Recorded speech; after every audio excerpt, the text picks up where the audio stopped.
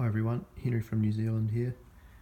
I wanted to go over the spot welder that I've put together in case anyone's looking at doing something similar. So the main part here is the unit that I got from the website Endless Sphere, and a user called pguk designed this, and I got him to also put together the power board for me with the MOSFETs on it, so that all I had to do was assemble it and attach a few wires basically. Only issue so far is that one of the LEDs isn't working, the status LED, but I think that could be something that I've done.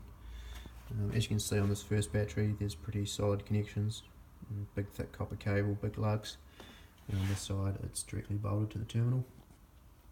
For the second battery that I had to put in, I've just got jumper cables, as you can see, so those connections are not very good at all, and I will get some proper terminals for that battery in the next few days.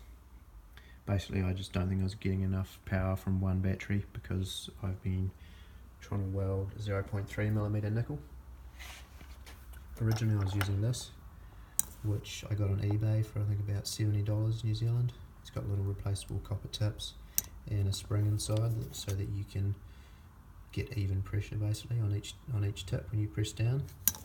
But I think basically it was just a little bit too thin.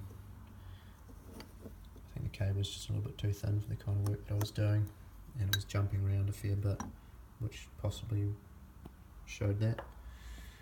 So at the moment I've just got some thicker cable and basically just some chunks of copper just for testing that I've shaped into some kind of tip.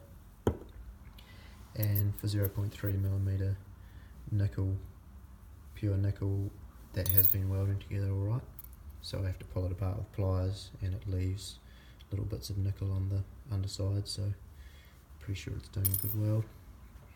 Initially I was using a microwave transformer with a little timer that I just got off the internet, and that was great for 0.15mm and below, but it just didn't seem to have the grunt to do any more than that.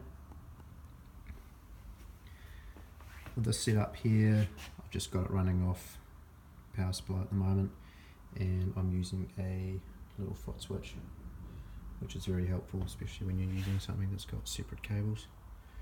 If anyone has any thoughts on how I could improve this, let me know.